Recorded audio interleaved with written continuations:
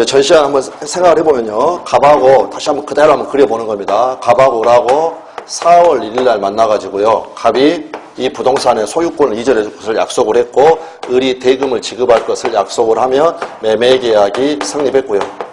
그 다음에 계약은 자유실로 짠 그물이다. 이 그물에 따라서 이렇게 구속력이 발생한 겁니다. 구속력이. 그러면 여기 4월 1일 이 상태에서 방금 보면은 갑이라는 애하고 을하고 둘이 약속에 따라서 각각 권리와 이렇게 의무가 각각 발생했습니다. 소유권 이전 의무, 그 다음에 소유권 이전 의무, 대금 지급 채권 같은 거 역시 또 각각 권리와 의무가 발생을 했다. 아까 민법의 의미에서 알맹이, 실질적 의미 민법은 개인과 개인 사이의 이러한 법률 관계, 권리 의무 관계를 다루는 겁니다. 그래서 결국에는 우리 민법은 어떠한 권리들을 다루고 있는 거냐면 재산권하고요. 재산에 대한 권리, 재산권하고 그 다음에 신분권. 근데 이 부분은 이제 우리 시험 범위가 아니죠. 신분권, 예를 들어서 결혼을 했다라든지, 그 다음에 자녀에 대한 그러한 권리들을 갖게 된다는 겁니다. 그러면 재산권은 크게 나눠가지고요. 조금 전에 갑이 을에 대해서 가지고 있는 대금 지급 채권 같은 거, 대금 지급 청구권, 이러한 권리들을 채권이라고 합니다. 채권.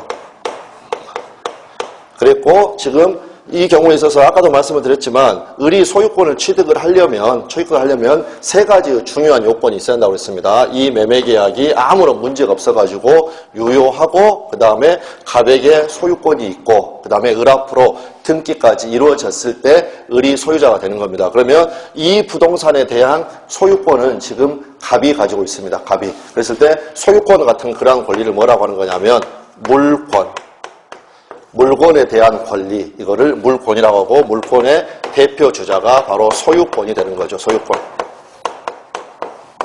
그리고 이제 여러 가지 채권들이 있습니다. 그러면 결국에는 우리가 배우는 것은 이 재산권 부분에서 물권법, 요 부분이 이제 시험 범위가 되는 거고요. 그 다음에 다음 시간에 이제 다시 말씀을 드리겠지만은 우리 민법은 상당히 독특한 이 편성 방식을 가지고 있습니다. 그래서 어떤 편성 방식을 가지고 있냐면 총칙과 각칙으로 나눠집니다. 총칙과 각칙. 그래서 총칙이라는 건 뭐냐면 공통적으로 적용되는 규칙. 그 다음에 각칙은 개별적으로 각각에 대해서 적용되는 규칙. 그래서 결국에는 이 민법도요. 이렇게 이 채권을 다루는 부분을 채권법이라고 하고 그 다음에 물권을 다루는 부분을 물권법이라고 하는데 이 채권하고 물권에 또 공통적으로 적용되는 규칙, 그런 것들을 따로 또 만들어가지고요. 이렇게 민법 총칙이다 이렇게 부릅니다. 민법 총칙. 민법 전체에 공통적으로 적용되는 규칙. 그래서 결국에는 우리 시험 범위는 이 민법 총칙하고 그래서 민법 총칙하고 그 다음에 물권법하고 이 채권법 중에서 계약법이라는 부분, 채권법 중에 일부인 계약법 이러한 부분들이 이렇게 이제 시험에 나오게 되는 겁니다. 그리고 민법 말고 이제 민사특별법, 줄여서 민특법 이렇게 이야기하죠. 그래서 이러한 부분들. 그래서 전체적으로 이제 시험 구성은 민법 총칙에서 이렇게 10문제 출제되게 되고요. 그 다음에 물권법에서 14문제 출제되게 되고 그 다음에 계약법에서 이제 10문제가 출제되게 됩니다. 다음 민사특별법 이 부분에서 6문제 이런 식으로 출제가 되게 되고요. 그 다음에 가장 어려운 부분은 민법 총칙 부분입니다. 총칙 부분. 공통적으로 적용되는 규칙이기 때문에 아주 그 추상적인 그러한 용어들이 많이 들어있다는 겁니다. 그러면 지금 저희가 이 입문 자료로 해가지고 공부를 한 것은 먼저 요 계약부터 이야기를 하고 있는 거죠. 왜 그러는 거냐면 공통적으로 적용되는 규칙은요. 되게 추상적이어가지고 어렵습니다. 그러니까 지금 저희 입문서 파란 책은 민법 총칙부터 순서대로 그대로 나와 있습니다. 그대로 나와 있으니까 처음에 공부할 때는 이 부분들 용어들이 아주 어렵다는 거죠. 그거는 좀 잘못됐습니다. 그래서 먼저 계약법 이 부분들을 공부를 해가면 되는 거고요. 앞으로 우리가 이제 공부를 하게 될 때 어떠한 부분들로 머릿속에 항상 가지고 계시면 되는 거냐면 시간 순서대로 공부하면 됩니다. 시간 순서대로. 방금 전에 둘이 4월 1일 날 매매계약 체결됐죠. 그러니까 매매계약이 성립했다. 성립하니까 거기에 따라서 여러 가지 결과물들이 발생했죠. 채권이 생겼고 이러한 것이 바로 효과라고 합니다. 효과. 거기에 따른 결과물. 그 다음에 이 계약이 소멸되기도 한다. 그래서 여기가 소멸. 이거는 어떠한 권리들을 공부할 때든지 간에 기본 공식입니다. 잘 모르겠다. 어떤 권리, 예를 들어서 물권법에서 소유권만 있는 게 아니라 이제 저당권이라는 이러한 물권도 있습니다. 저당권이라는 것은 그냥 우리가 은행에 담보로 잡히고 대출받았다. 이걸 생각하시면 되는 겁니다. 그러면은 저당권은 어떠한 식으로, 우리 내용 전혀 배운 바 없지만 어떠한 내용들이 들어가 있을까? 그러면 저당권도요, 성립부터 봐가지고요, 어떻게 하면 저당권이 만들어지는가? 그 다음에 하게 되면 어떠한 효력들이 있는가, 또 어떻게 하면 이 저당권이 소멸하게 되는가. 그래서 지금 이거는 이렇게 항상 어떠한 권리라든지 어떠한 제도들을 할 때 시간 순서대로 해가지고요, 성립됐고 성립하면 어떤 효력이 발생하고 어떻게 되면 이 계약이 없어지는가, 그 과정대로 쭉 가면 된다는 겁니다. 그렇기 때문에 제2절에 이제 제목을 한번 앞으로 한번 잠깐만 넘어가셔가지고요, 1절에 한번 제목 보시겠어요. 1페이지에. 그래서 큰 제목만 제일 위에 보시면 계약의 유효한 성립과 효과, 시간 순서대로 성립과 효과, 그 부분이 지금 나와 있었던 거고요. 그래서 성립과 효과, 요 부분이 지금 나와 있었던 거고, 이제 3페이지로 가셔가지고 지금부터 배우게 되는 것은 성립 효과 봤으니까 이제 계약의 소멸을 보게 되는 겁니다. 3페이지에서 2절 해가지고요. 아까 이제 오늘 지금부터 배우게 될 부분이죠. 그래서 계약의 소멸. 근데 계약의 소멸에서 이제 우리가 배워야 될 것은 해제라는 걸 배워요. 해제. 아까 일방적인 의사표시에 의해서 없애버리는 거. 그런데 해제는 아무 때나 할 수 있는 게 아니라요. 아까처럼 이렇게 계약금이 딱 걸렸으면 그러면 해약금 해제를 할 수가 있는 건데, 이제 주로 해제는 채무 불이행의 효과로서 발생을 하는 겁니다. 채무 불이행. 그거는 이제 앞으로 쭉 우리가 내용을 보시면 되겠고요. 그래서 일단은 큰 제목만 잠깐 보시면 7번 바로 밑에 이행 불능이 있고요. 하나만 넘겨보시면 8번에 이행 지체라는 표현이 나와 있고요. 앞으로 다시 올 겁니다. 제목만 볼 겁니다. 7번에 이행 불능, 8번의 제목이 이행 지체, 그 다음에 9번의 제목이 이행 거절입니다. 그랬고, 이것들은 나중에 우리가 꼭 알아둬야 되는 그러한 용어들이고, 이게 뭐냐? 바로 채무 불이행의 유형입니다. 유형. 채무 불이행, 단어로만 보면 채무를 이행하지 않았다라는 거죠. 채무를 이행하지 않았다. 그래서 다시 이제 7번 앞으로 가셔가지고 거기서 쭉 보시면 되겠습니다.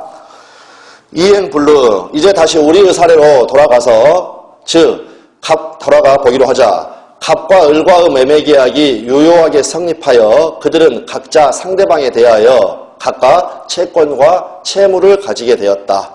이제부터는 갑 또는 을이 그 채무를 약속한 것을 제대로 이행하지 아니한 경우 또는 이행하지 못하는 경우에 어떠한 법적인 문제가 발생하는가, 이거를 중심으로 검토를 해본다는 겁니다. 그런데 방금 본 것처럼 이행 불능, 이행 지체, 이행 거절, 그런 이야기가 나온 이유는 뭐냐면, 우리 민법에 거기 조문 나와 있죠. 390조.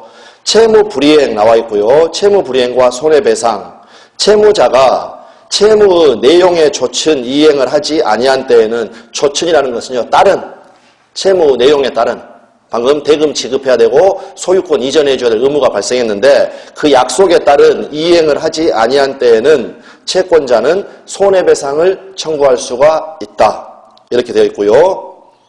그러나 채무자의 고의나 과실 없이 이행할 수 없게 된 때에는 그러하지 아니하다. 이때는 손해배상을 청구할 수가 없다, 이 말이 되는 겁니다. 근데 일단은 우리가 읽어본 단어 중에서 일단 첫 번째 문장에서는 이행을 하지 아니한 때 이렇게 되어 있습니다. 안 했다는 겁니다. 안 했다. 그런데 단서를 보면요, 이행할 수 없게 됐다. 안 한 거하고 이행할 수 없게 됐다하고는 표현이 좀 다른 거죠. 그래서 여기 이행하지 않았다, 이제 이 부분과 이행할 수 없게 되었다, 이러한 부분들이 바로 용어의 차이입니다. 이행할 수 없게 됐다, 이게 바로 이행이 불가능하게 됐다 해서 이행 불능, 줄여서. 그랬고, 조금 이따 다시 보겠지만 546조에 이행 불능과 해제 나와 있고요. 채무자의 책임 있는 사유로 이행이 불능하게 된 때에는 채권자는 계약을 해제할 수가 있다. 그래서 일방적인 의사표시로 없애버릴 수가 있다는 게 나와 있고, 이제 이 각각에 대한 설명들은 밑에 내용에 나와 있습니다.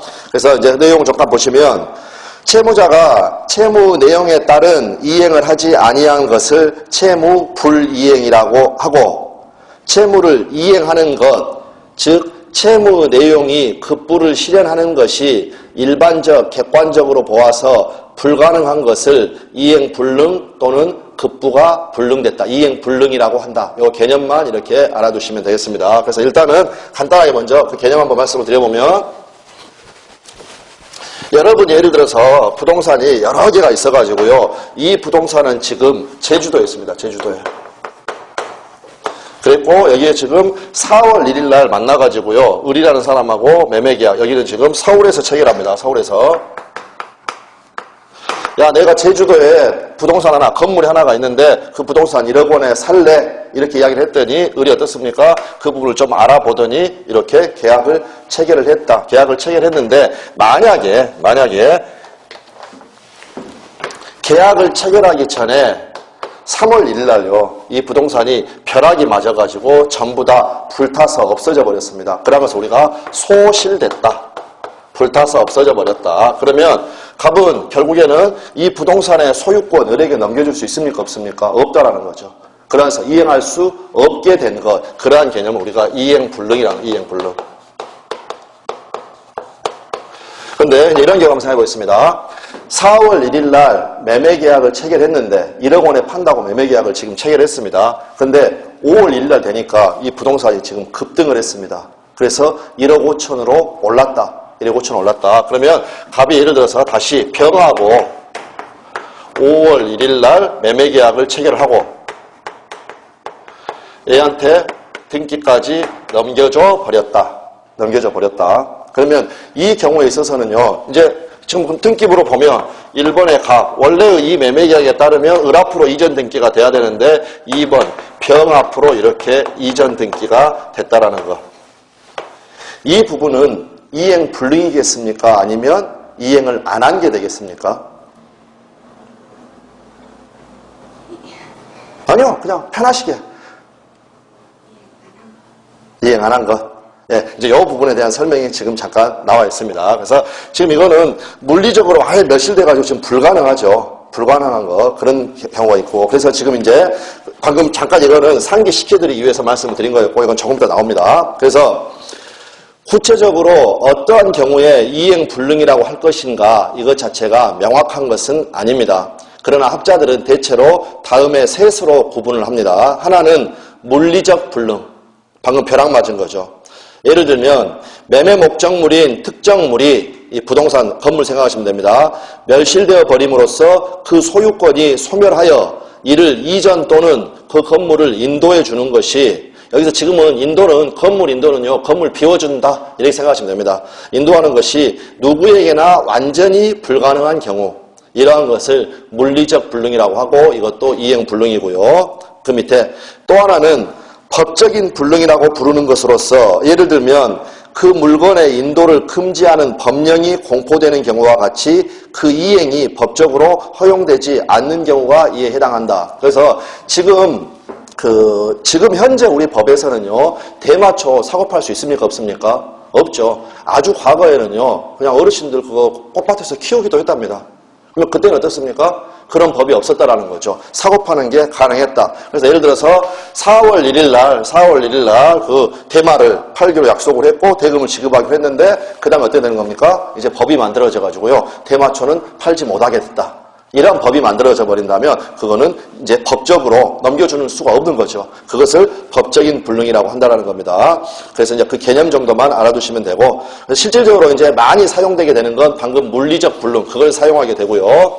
그 다음에 이제 나중에 모의고사라든지 그런 지문에 나오게 되는 것은, 다른 하나는 사회관념상 불능이라고. 여기서 사회관념이라는 말은 우리가 일반적으로 생각을 해볼 때 불능이라고 부를 수 있는 것으로서, 이행 자체가 누구에게나 완전히 불가능한 것은 아니나 일반적 객관적으로 채무자에게 그것의 이행을 기대할 수 없는 경우가 그것이다. 그래서 지금 여기에서는 과거에 어떤 경우가 나왔냐면요, 갑하고 을하고 어떤 계약을 체결했냐면, 예를 들어서 갑이 을한테 1억 원을 지급한다라고 약속을 하는데, 왜 1억 원을 지급한다고 그랬느냐, 여기 갑이요, 한강을 지나다가 이 한강에다가 이렇게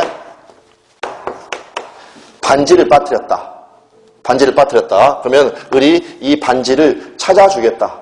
반지를 찾아줬다. 이러한 계약을 체결했다라는 겁니다. 이러한 계약을 체결했다. 그러면 한강에서 반지 찾는 거 이거 어떻겠습니까? 물리적으로는 가능할 수도 있겠죠.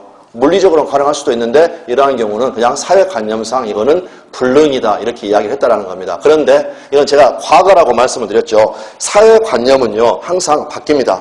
항상 바뀌어가지고 제가 방금 한강이라는 표현은 옛날에 학자들이요 한 1980년도에 책에 근데 지금 최근에 나온 교수들의 책에는요 한강이 살짝 다 바꾸고요 바뀌어가지고 어디로 다 바뀌었느냐 태평양으로 다 바뀌었어요. 태평양 내지는 바다. 왜 지금 바뀌었겠습니까?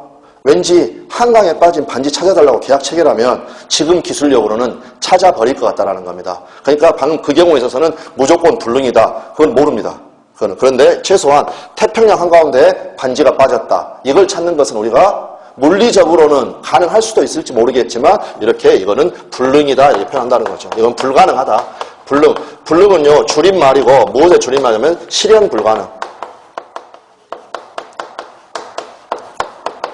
이거를 줄여서 이렇게 불능이라고 한다. 불능이라고 한다. 그런데 이제 우리가 알아야 될 것은 지금 여기 나오는 이 개념입니다. 자, 우리 사례에서 지금 여기에서 그림 그렸던 겁니다. 제가 아까 말씀을 드려가지고 여기가 갑이 병한테 소유권 넘겨줘 버렸으면 이거는 이행을 안 한 거냐 아니면 이행 불능이 된 거냐 거기에 대한 설명입니다. 우리 사례에서 갑이 일단 을에게 매도를 하였으나 4월 1일 날 아직 등기를 넘겨주지 않고 있는 동안 1억 5천으로 5월 1일 날 오르니까 이를 다른 사람 병에게 다시 팔고 그 앞으로 등기를 이전해 버렸다고 하자. 물론 이 경우에도 매도인 갑은 제2매수인 여기가 이거 1매수인 제2매수인 병을 이야기합니다. 제2매수인으로부터 그 부동산을 매수하거나 해가지고요 소유권 다시 찾아오면 을에게 결국에 이전해 줄 수 있겠죠. 그러면 그 채무 이행이라는 것은 전적으로 불가능한 것은 아니다. 무슨 말씀인지 아시겠습니까? 지금 여기에서 갑이 병한테 소유권 넘겨줬다고 하더라도 다시 병으로부터 받으면 되는 거니까 다시 사오면 되는 거죠. 그러면 다시 자기 앞으로 소유권 이전 받아가지고 을 앞으로 해주는 것 이것 자체가 전적으로 불가능한 것은 아닌데 지가 팔았다가 1억 5천 올랐다가 다시 사가지고 을하게 팔 놈이 이런 짓거리 합니까 안 합니까? 안 한다는 거죠. 그러니까 결국에는 이것은 사회관념상 따져봤을 때 이거는 이행 불능이 된다는 겁니다. 이행 불능이 되고 앞으로 아주 자주 나오게 되는 그러한 개념이 된다는 거. 그래서 그 밑에 보시면 그러나 일반적으로 그렇게 되기를 기대할 수는 없다고 보아야 할 것이다.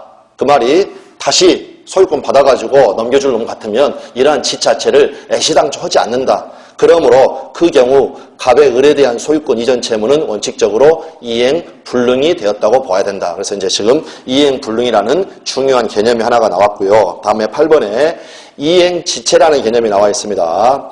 이행 불능 이외의 채무 불이행도 극히 다양한 형태로 일어나게 된다.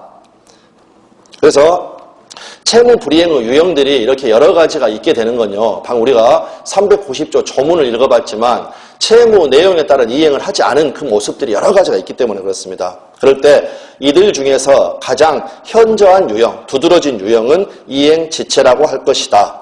그래서 이행지체란 채무를 이행하기로 되어 있는 기일에 채무 내용의 조춘, 즉 채무 내용에 따른 이행이 이루어지지 않는 것을 요소로 하는 채무 불이행을 말한다. 이행 불능과 마찬가지로 이행 지체도 민법이 정면에서 규정하고 있는 채무 불이행의 유형이다. 정면에서 규정하고 있다. 그 말은요. 민법 조문에 써져 있다는 겁니다. 잠깐만 5페이지 잠깐만 보시면요. 조문들이 적어져 있죠. 544조의 제목에 잠깐 보시면 이행 지체라는 단어가 보이고요.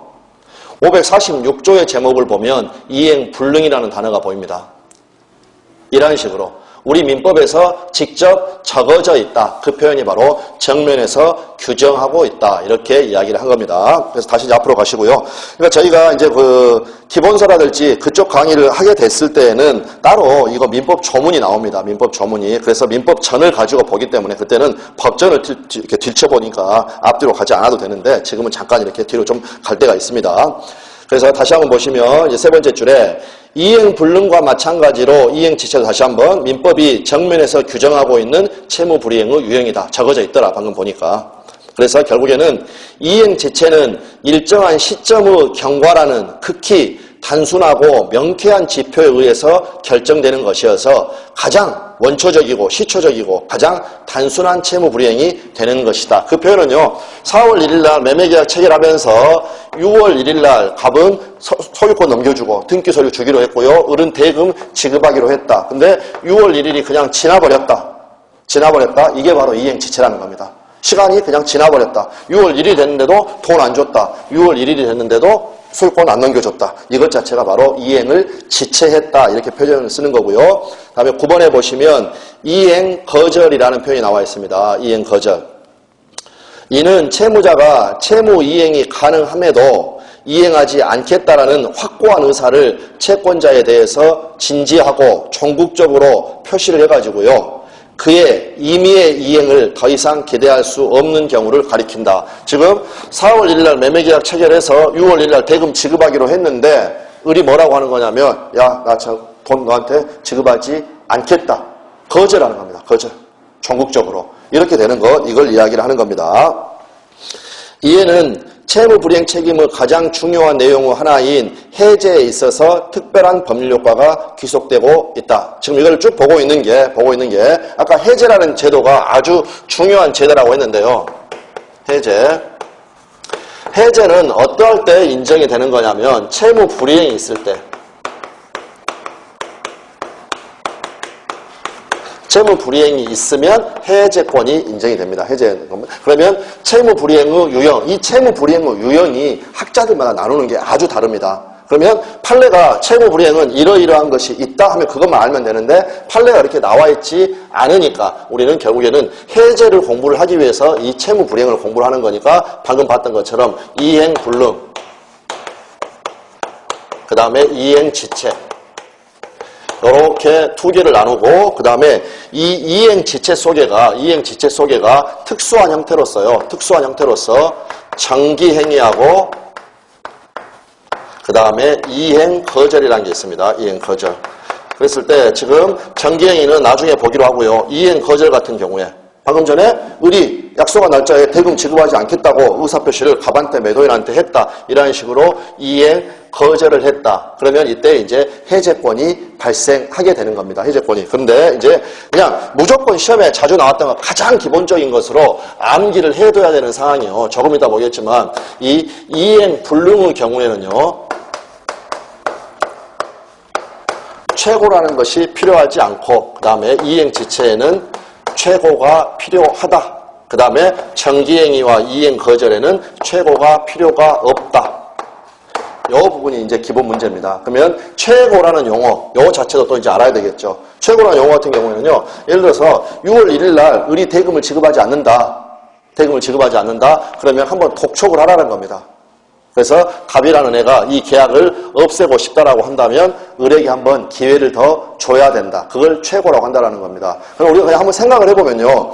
이행 불능인 경우에 예를 들어서 갑이 지금 병한테 5월 1일 날 팔아버렸다. 그리고 등기 넘겨줬다. 이건 이행 불능이라고 했죠. 이행 불능. 그러면 을이 이 계약을 해제하기 위해서 갑한테 이행을 독촉하는 게 의미가 있겠습니까? 없겠습니까? 이미 병한테 소유권 넘어가 버렸는데 야, 너 나한테 약속대로 소유권 넘겨줘라. 독촉하는 것 자체가 아무 의미가 없다라는 거죠. 예를 들어서 을이 야, 나 이거 너한테 대금 지급 안 하겠다. 이 매매계약에 따른 이행하지 않겠다라는 걸 을이 갑한테 표시를 했다. 이럴 때 갑이 어떻습니까? 야, 대금 지급해라. 독촉하는 것 의미가 없다라는 거죠. 그래서 이제 결국에는 이 최고가 필요한가 필요하지 않는가 그것과 관련해서 이 부분들이 차이가 나기 때문에 이제 그 부분은 앞으로 쭉 나오게 됩니다. 그래서 이행 거절은 이 개념 때문에 필요한 겁니다. 그래서 이제 세 번째 보시면, 즉 채무자가 미리 이행하지 아니할 의사를 표시한 경우에는 통상 요구되는 채무자에게의 최고가 없이도 해제를 할 수 있는 것이다. 의미가 없으니까. 톡촉해봐야 의미가 없는 거니까. 나아가 실질 거래에 있어서 이러한 이행 거절은 주목되어 마땅한 채무 불이행의 한 모습이다. 이러한 표현들이 나오는 건요, 그 분류 방식들이 학자들마다 다르기 때문에 그렇습니다. 예를 들어 상대방으로부터 물품을 구입한다. 그 사람은 많은 경우에는 상대방의 적절한 이행을 전제로 해가지고요, 여러 가지 재산적인 계획을 수립을 하게 된다. 거기에 대한 설명은 그 다음에 나와 있습니다. 만일 그 물품이 원료나 부품이고 그가 이로써 제품을 생산하려고 하는 경우에는 설비도 가동할 것이고 사람을 고용할 것이고, 예를 들어서 음식점 한번 한다고 생각을 하고요. 그러면 거기서 이제 재료 공급 받아야 되겠죠. 그래서 매매계약을 체결했습니다. 그러면 음식점 하려고 하니까 이제 설비도 갖출 것이고 사람도 고용을 할 것이고, 그래서 이를 공급받아 음식 만들어서 제3자에게 팔려고 할 수가 있다. 그런데 매도인이, 상대방이 이행기가 되기 전에 이미 그 이행을 거절한다면 그 사람 잘못하면 망합니다. 그러한 재산적 계약의 달성이 바로 위태롭게 된다. 위태롭게 된다. 여기서 그는 이행기를 기다려 6월 1일까지 기다려가지고요, 비로소 계약의 해제나 손해배상 등의 법적 구제 수단을 취해야 할 것인가, 이런 문제가 발생한다는 겁니다. 그랬고 방금 여기에서 이행기를 기다려 비로소 해야 될 것인가, 이 부분은 나중에 판례 사안이고 또 시험 문제도 나오는 그러한 부분입니다. 기다릴 필요가 없다라는 게 뒤에 나오는 겁니다. 특히 상대방의 거절 의사가 확고한 것이라면 기다리지 않고 바로 계약을 해제하여 선택의 자유를 다시 확보한 후에, 다른 식자재상 거기를 확보한 후에 다른 곳으로부터 동일한 물품을 구입함으로써 원래의 재산 계획을 실행하는 것이 보다 합리적인 대처 방안이 아니겠느냐. 그리고 그것이 상대방의 입장에서도, 식자재 파는 사람 이익일 수 있는 것이 자신의 채무 불이행으로 인한 채권자의 손해, 즉 자신이 배상 책임을 지게 될 손해가 그러한 조치에 의하여 감소될 수가 있는 것이다. 여기 무슨 말인지 아시겠습니까? 예를 들어서 얘가 식자재를 공급을 한다. 그래서 내가 6월 1일부터 음식점을 개점을 하니까 6월 1일부터 공급을 하기로 했다. 이렇게 해서 4월 1일날 매매계약을 체결했다라는 겁니다. 그런데 얘가 5월 1일날, 갑이란 애가요, 5월 1일날 이행 거절을 합니다. 이행 거절을. 그러면 지금 얘가 약속대로 식자재를 공급해야 될 것은 6월 1일이죠. 6월 1일. 을이 6월 1일까지 기다리게 되면 갑은 결국에는 을한테 물어줘야 되는 손해배상 해주기 더 늘어나게 되겠죠. 그러니까 이행기까지 기다릴 필요가 없이 이 5월 1일 날 바로 해제할 수 있게 되면 얘한테도 더 이롭다라는 겁니다. 얘는 빨리 거기에 대해서 지금 대처할 수가 있고 그러한 부분이 지금 나와 있습니다. 그러면 결국에는 이제 여기에서 우리가 알아두실 것은 이거 유형, 이행불능, 이행지체, 이행거절. 이 용어들, 이게 바로 채무불이행의 유형 3가지. 방금 제목에 나와 있었던 거, 그것들을 파악을 하셔야 된다는 겁니다. 그랬고, 이제 넘어가셔가지고, 5페이지에 보시면, 계약의 해제라는 게 나와 있고요. 그 다음에 이제 매년 한 문제씩 나올 수밖에 없는 아주 중요한 그러한 부분입니다. 그리고 이 부분은 방금 우리가 봤던 그 부분들이 이제 기본 개념이 돼가지고요, 되어 있는 거고요. 일단은 조문들 같은 경우에는 잠깐 조금 이따 보기로 하고, 그 밑에 이제 그 내용을 보시면 채무 불이행 책임의 내용으로서 가장 중요한 것은, 이거 딱 암기해 두시면 편합니다. 첫 번째가 손해배상.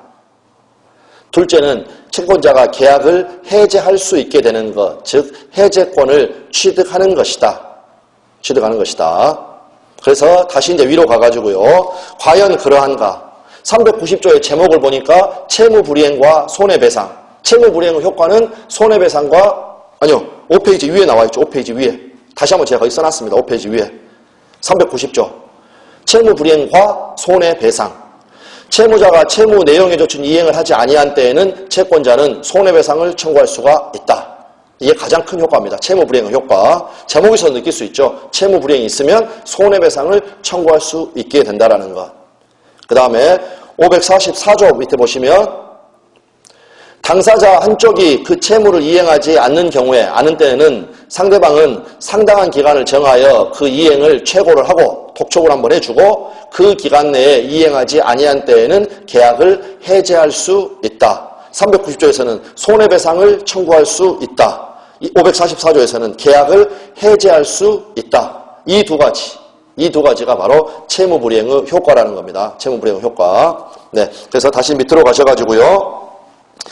아까도 잠깐 나왔지만 계약의 해제란 일방적인 의사에 의하여 계약의 효력을 없애버리는 것을 말을 한다. 물론 해제는 채무불이행의 효과로서만 할 수 있는 것은 아니다.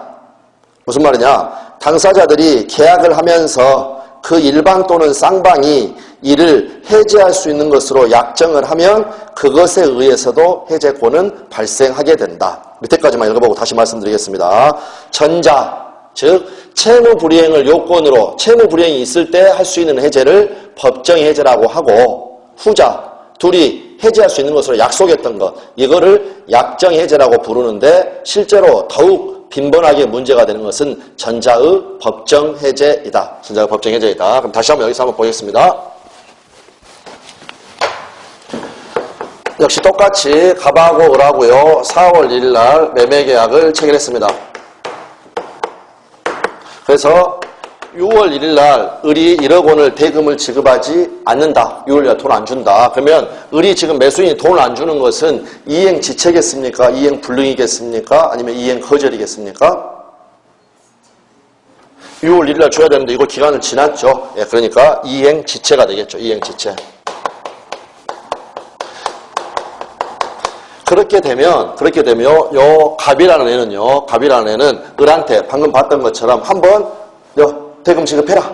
독촉을 한번 하는 겁니다. 그래서 예를 들어서 뭐 일주일 기간 정해가지고요. 야, 너 6월 1일까지 돈 준다고 약속을 했으니까 6월 10일까지 대금을 지급을 해라. 한번 독촉을 하고 그때까지도 을이 이행을 안 하게 되면 그때 갑에게는 해제할 수 있는 권리가 생긴다라는 겁니다. 해제할 권리가 생긴다. 근데 이 경우를 한번 생각해 보겠습니다. 예를 들어서 둘이 똑같이 매매계약을 하면서 매매계약서에다가 어떠한 특약사항을 하나를 정리하면요. 을이라는 애가 지금 이 부동산을 살려고 매매계약을 체결하는데 자기가 혹시 지금 미국으로 회사에서 발령이 날지도 모르겠다. 그렇게 되니까 갑에게 뭐라고 하는 거냐면, 야, 혹시 내가 이 동안에 미국으로 발령이 나게 되면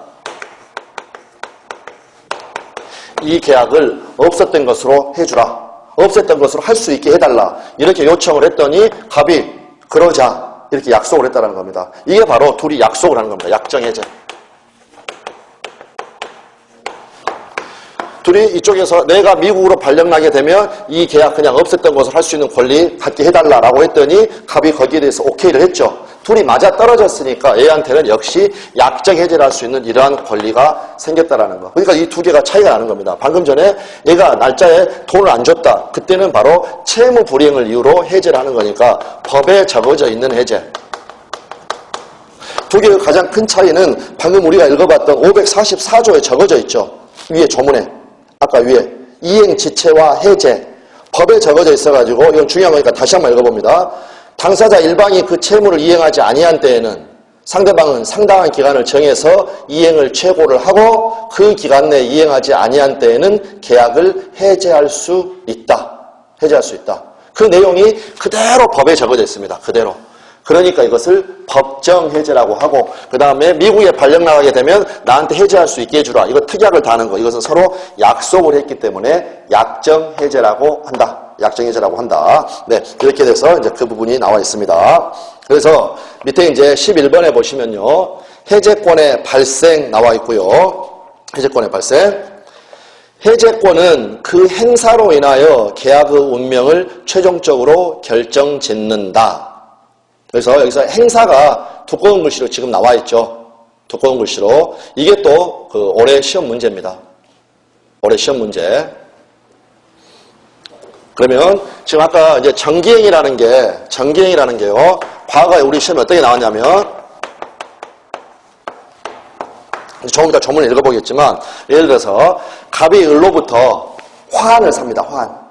근데 그 화환을 왜 쓰는 거냐면 결혼식의 축하용으로. 그래서 예를 들어서 결혼식이 끝나기 전까지 그 화환을 배달해 달라. 이렇게 됐는데 그게 결혼식이 다 끝나고 나서요. 결혼식은 12시인데 가령 3시에 화환이 배달이 됐다. 이러한 것들을 뭐라고 하는 거냐? 정기행위, 정기행위. 그 시간까지 딱 안 되면 의미가 없는 것. 의미가 없는 것. 그래서 이제 그 개념을 가지고 그 위에 조문 545조. 조문은 위쪽에 있습니다. 조문은. 아까 읽어봤던 조문 바로 545조. 정기행위와 해제. 계약의 성질 또는 당사자의 의사표시에 의하여 일정한 시일 또는 일정한 기간 내에 이행하지 아니하면 계약의 목적을 달성할 수 없을 경우에 이 화환을 생각하시면 됩니다. 결혼식장에 쓸 화환.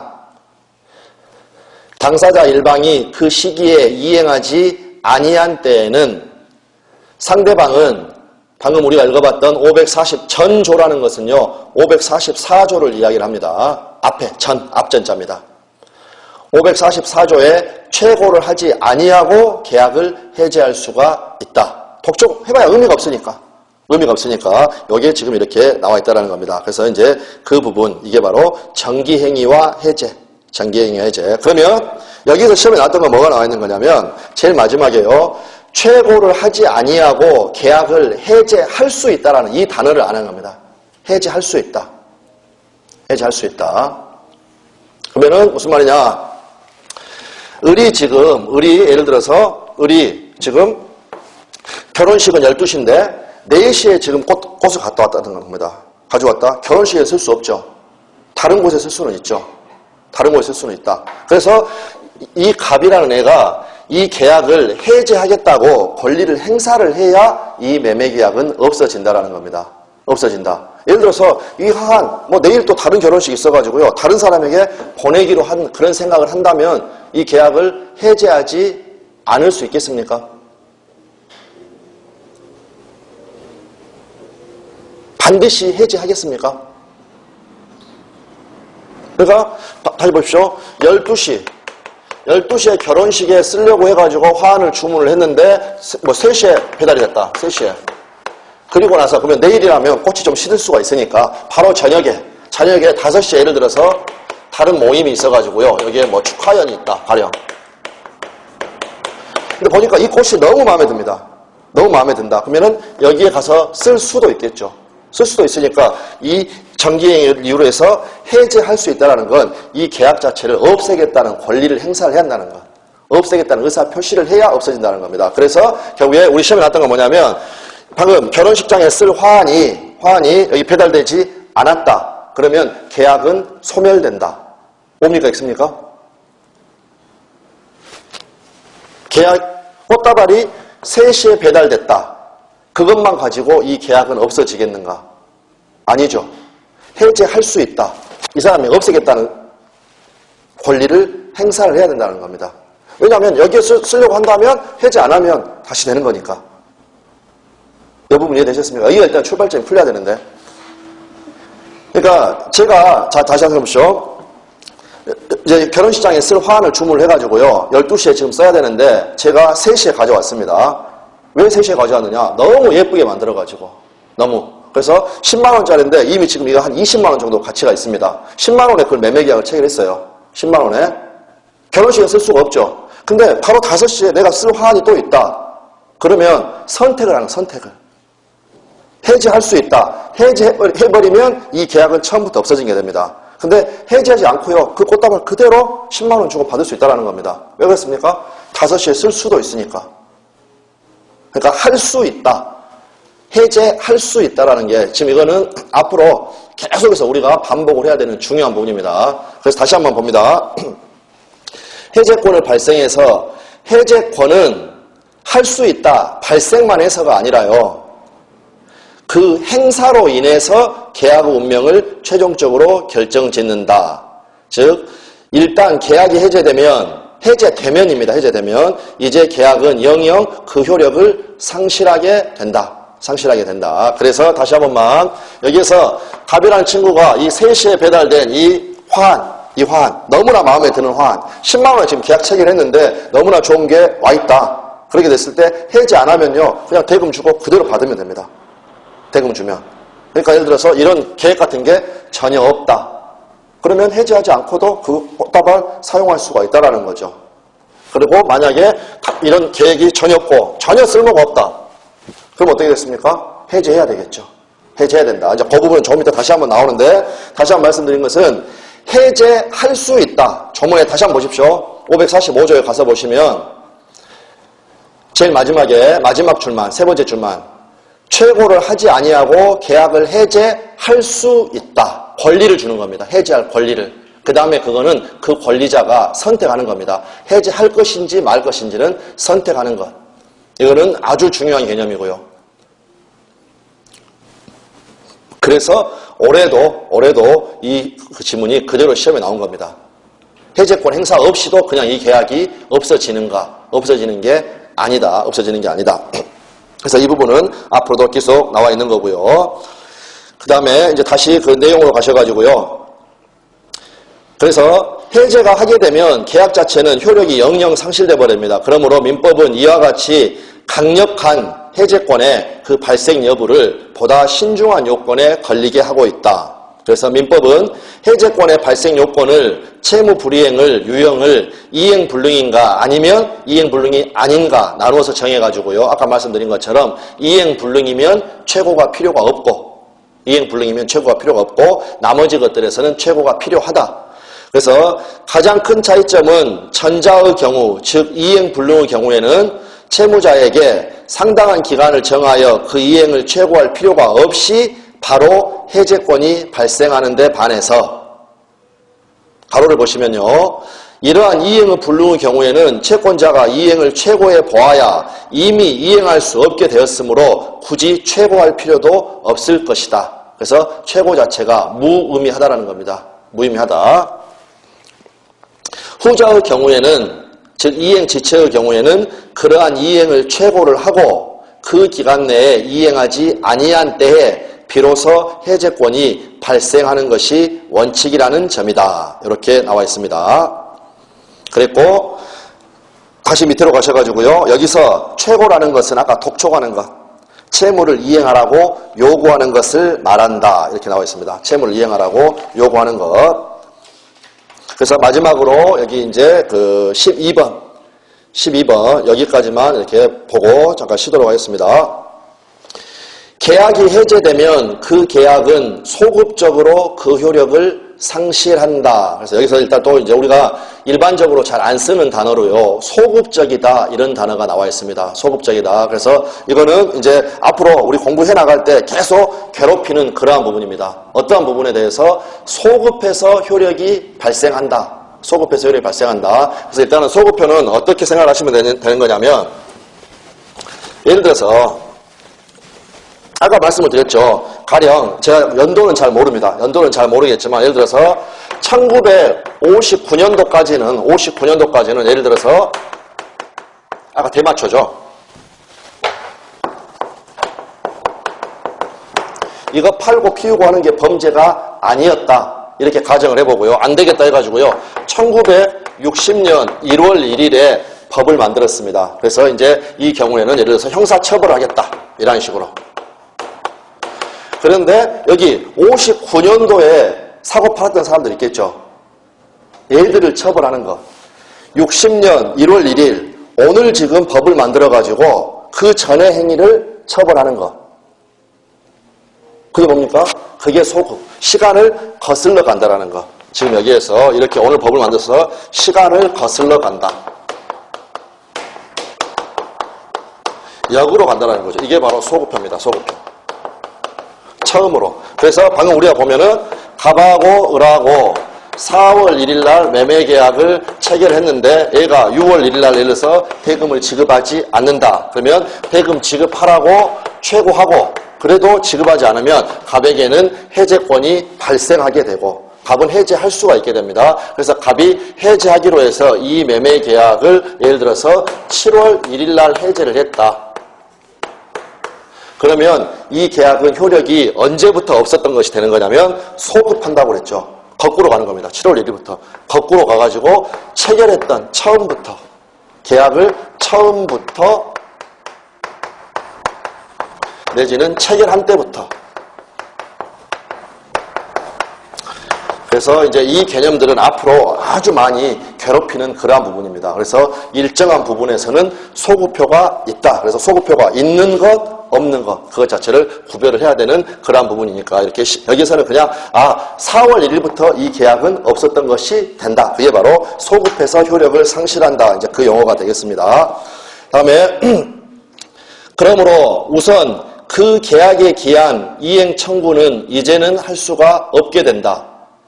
계약이 효력이 없어져 버렸으니까. 4월 1일부터 효력이 없어져 버렸으니까. 그래서 채권자는 상대방에 대하여 이행을 청구하지 못하는 대신에 상대방에 대하여 반대 채무도 더 이상 부담하지 않게 된다. 이건 일단 가볍게 보시고요. 다음 시간에 여기부터 다시 한번 하겠습니다. 해제를 하는 1차적 실익은 바로 이와 같이 채권자가 자신의 반대급부 의무로부터 벗어난다는 데 있다. 이것 자체는 상당히 이제 의미가 있는 그러한 부분입니다. 무슨 말이냐? 아까도 말씀을 드렸지만 갑하고라고요. 매매계약을 체결했다. 그런데 6월 1일 날 얘가 돈을 안 줍니다. 돈을 안 준다. 돈 안 준다. 그러면 얘한테는 지금 해제권이 발생했죠. 요건을 갖췄으니까 해제할 수 있습니다. 해제권 발생. 해제권 발생. 여기 앞으로 많이 나오는 그런 개념입니다. 해제권이 발생했는데 어떻게 됐느냐. 갑이 이거를요, 화나죠. 6월 1일 날 톡촉해가지고 6월 10일까지 돈 달라고 했는데 얘가 안 주니까 이렇게 병하고 다시 매매계약을 체결하고 등기를 했다. 지금 방금 제가 뭐라고 말씀드렸냐면 얘가 이행하지 않아가지고 해제권은 발생했습니다. 아직 얘한테 이 계약을 내가 없앴던 것으로 하겠다라고 해제는 하지 않은 상태. 그 상태에서 병한테 팔았다. 이러면 얘 감옥 가겠습니까? 안 가겠습니까?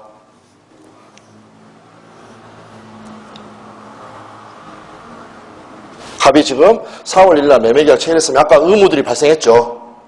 의무들이 발생했습니다. 근데 해제는 할 수 있었는데 해제를 하지 않고 이 사람한테 팔았다. 해제를 하면 4월 1일부터 효과가 없어집니다. 그러니까 매매계약에 따라서 갑은 소유권 이전 의무를 부담하고 있죠. 소유권 이전 의무 부담합니다. 해제를 하면 이 의무가 없어집니다. 근데 해제를 아직 안 하고 해제권만 발생한 상태에서는 이 의무는 그대로 있겠습니까? 아니요, 다시 보십시오. 방금 해제를 하면 계약이 소급적으로 효력이 없어지죠. 해제를 하면 이게 없어진다는 겁니다. 근데 방금 제가 뭐라고 말씀드렸습니까? 해제를 하지 않고 기분 나쁘니까 얘한테 팔아버렸다. 그러면 해제를 하지 않았으면 이 소유권 이전 의무는 여전히 있습니까? 없습니까? 여전히 있다. 해제를 하면 이게 없으니까. 근데 해제를 안 하고 팔아버리면 여전히 소유권 이전 의무를 부담하는 상태에서 다른 사람에게 팔았기 때문에 쇠고랑을 찬다라는 겁니다.